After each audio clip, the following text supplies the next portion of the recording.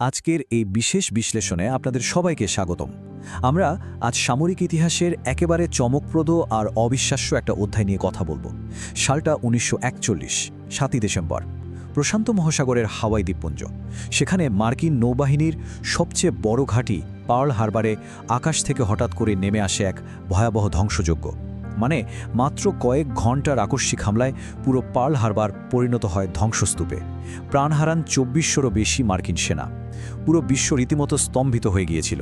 কিন্তু সবচেয়ে ভয়ঙ্কর সত্যিটা কি জানেন? পার্ল হারবারের এই আক্রমণ কোনো বিচ্ছিন্ন ঘটনা ছিল না। এটা ছিল একটা অপ্রতিরোধ্য সামরিক ঝড়ের একেবারে শুরু। আজকের এই বিশ্লেষণে আমরা মূল তথ্যসূত্রগুলো ঘেঁটে দেখব ঠিক কিভাবে জাপান এত দ্রুত একটা অসম্ভব সামরিক সাম্রাজ্য গড়ে তুলতে পেরেছিল। চলুন শুরু করা যাক। মাত্র 6 মাসেরও কম সময়। এইটুকু সময়ের মধ্যেই Japan, Philippines, Dutch east Indies থেকে শুরু করে একেবারে ব্রিটিশ মালয়, সিঙ্গাপুর আর প্রশান্ত মহাসাগরের এক বিশাল অংশ নিজেদের দখলে নিয়ে নেয়। এখন আপনাদের মনে প্রশ্ন জাগতে পারে, তাদের এত তাড়াহুড়ো কিসের ছিল? তথ্যসূত্র বলছে এর মূল কারণ ছিল প্রাকৃতিক সম্পদের তীব্র অভাব। যখন যুক্তরাষ্ট্র জাপানের ওপর তেল আর লোহা রপ্তানিতে পুরোপুরি নিষেধাজ্ঞা দিয়ে দেয়, তখন জাপানের কাছে মাত্র 1 থেকে 1.5 বছর চলার মতো জ্বালানি মজুদ ছিল। এই নিশ্চিত মৃত্যু পরোয়ানা থেকে বাঁচতেই জাপান আক্রমণের পথ বেছে নেয়। আর জানেন তো, ব্রিটিশ, ফরাসি বা মার্কিন যুক্তরাষ্ট্রের মতো পরাশক্তিগুলো এই আগ্রাসনের সামনে তাসের ভরের মতো ভেঙে পড়েছিল। এই অসাধ্য সাধনের পেছনে মূলত 3টি প্রধান সামরিক স্তম্ভ কাজ করেছিল। তো চলুন দেখে নেওয়া যাক। প্রথম স্তম্ভ, অভিনব জঙ্গল যুদ্ধ এবং সিঙ্গাপুরের পতন। সেই সময় পশ্চিমা সামরিক ধারণা ছিল যে সিঙ্গাপুর হল প্রাচ্যের জিব্রাল্টার, একেবারে অবেধ্য এক দুর্গ। ব্রিটিশরা সেখানে বিশাল বিশাল সব কামান বসিয়েছিল, আর সেগুলোর মুখ ঘোরানো ছিল শুধু সমুদ্রের দিকে। কারণ তারা ধরে নিয়েছিল মালয়ের গহীন জঙ্গল পেরিয়ে আক্রমণ করা তো অসম্ভব ব্যাপার। কিন্তু জাপানি জেনারেল তোমোয়ুকি ইয়ামাশিতা তাদের পুরো হিসাবটাই পাল্টে দিলেন। তিনি সমুদ্রপথ এড়িয়ে সোজা মালয়ের গহীন জঙ্গল ভেদ করেই আক্রমণ চালালেন। এখানে তার মাস্টার স্ট্রোকটা ছিল সাইকেল ইনফ্যান্ট্রি। দুর্গম জঙ্গলে ভারী যানবাহন তো অচল, তাই জাপানি সেনারা হাজার হাজার সাইকেলে চেপে তীব্র বেগে এগিয়ে যায়। ভাবা যায়, ব্রিটিশরা রাস্তা বা ব্রিজ ধ্বংস করলে জাপানি ইঞ্জিনিয়াররা কয়েক ঘন্টার মধ্যেই তা মেরামত করে ফেলত। পশ্চিমা পরাশক্তিগুলোর হাতে বিশাল সেনাবাহিনী আর আধুনিক অস্ত্র থাকা সত্ত্বেও জাপানিদের এই ক্ষিপ্র গতি আর উদ্ভাবনী কৌশলের কাছে তারা রীতিমতো অসহায় হয়ে পড়ে। আর এর ফলাফল ৮০,০০০। ১৯৪২ সালের ১৫ই ফেব্রুয়ারি সামরিক ইতিহাসে ঘটে যায় এক অভাবনীয় ঘটনা। সিঙ্গাপুরের ব্রিটিশ কমান্ডার জেনারেল পার্সিভাল তার প্রায় ৮০,০০০-এরও বেশি ব্রিটিশ, অস্ট্রেলিয়ান এবং ভারতীয় সেনা নিয়ে জাপানি বাহিনীর কাছে আত্মসমর্পণ করেন। সবচেয়ে অবাক করা ব্যাপার হলো, মালয় অভিযানে জাপানি সেনার সংখ্যা ছিল ব্রিটিশদের অর্ধেকেরও কম। কেবল নিখুঁত কৌশল আর গতির জোরেই তারা এই অসাধ্য সাধন করেছিল। এমনকি সমুদ্রপথেও ব্রিটিশ নৌবাহিনীর গর্ব প্রিন্স অফ ওয়েলস এবং রিপালসকে আকাশ থেকে বোমা ফেলেই ডুবিয়ে দেয় জাপানি বিমান বাহিনী। শ্বেতাঙ্গদের সামরিক শ্রেষ্ঠত্বের যে একটা মিথ ছিল, সেটা চিরতরে ভেঙে যায়। এবার আসা যাক আমাদের দ্বিতীয় স্তম্ভে, প্রযুক্তিগত শ্রেষ্ঠত্ব এবং লং লেন্স। আকাশে যেমন মিত্রবাহিনীর কাছে জাপানি মিৎসুবিশি জিরো ফাইটারের কোনো জবাব ছিল না, সমুদ্রেও জাপানের হাতে ছিল এক সাক্ষাৎ যমদূত। সেই সময়ের সাধারণ টর্পিডোগুলো চলত সংকুচিত বাতাস দিয়ে।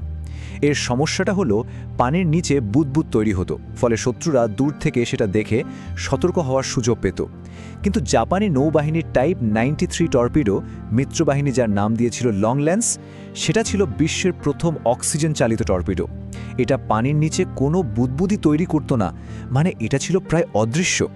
আর এর পাল্লা এবং ধ্বংস করার ক্ষমতা মার্কিন টর্পিডোগুলোর চেয়ে কয়েক গুণ বেশি ছিল।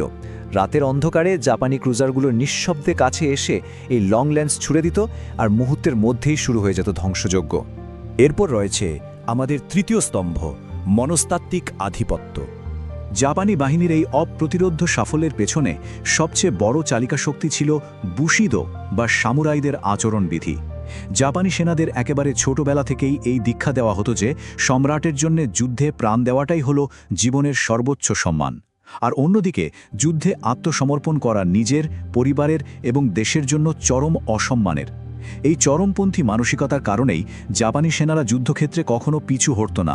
মৃত্যু নিশ্চিত জেনেও তারা বানজাই স্লোগান দিয়ে শত্রুর ওপর ঝাঁপিয়ে পড়ত। পশ্চিমা মিত্রবাহিনীর সেনারা এর আগে কখনো এমন মৃত্যুভয়হীন আর আত্মঘাতী শত্রুর মুখোমুখি হয়নি। এই যে একটা ভয়ঙ্কর মনস্তাত্ত্বিক আতঙ্ক, এটাই অনেক ক্ষেত্রে যুদ্ধের মোড় পুরোপুরি জাপানের দিকে ঘুরিয়ে দিয়েছিল। তবে এবার আমরা দেখব পট পরিবর্তন, মিডওয়ে এবং জোয়ারের সমাপ্তি।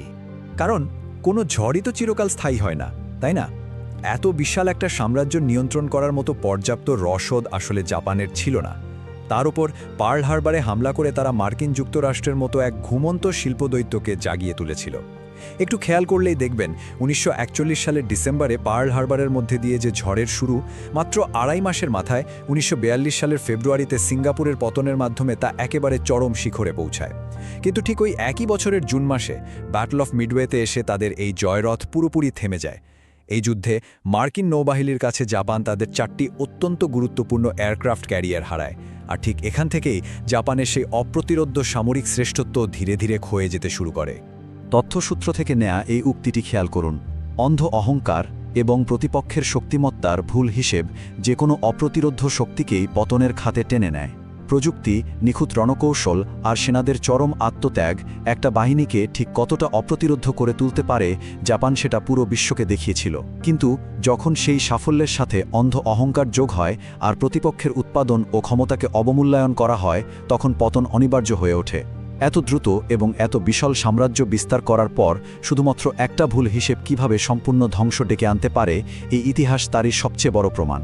আজকের এই বিশ্লেষণটি শেষে আমাদের মনে একটাই প্রশ্ন রেখে যায়, অসীম ক্ষমতা কি সত্যি দীর্ঘস্থায়ী হয়, নাকি নিজের ভেতরেই লুকিয়ে রাখে পতনের বীজ?